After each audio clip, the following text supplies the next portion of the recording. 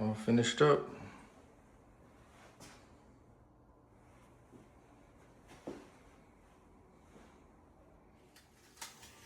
We opened up the box, got all the contents out.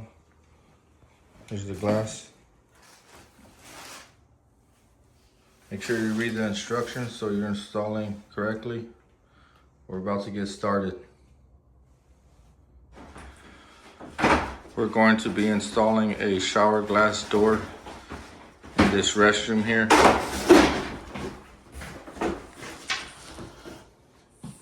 We got this glass door from Lowe's.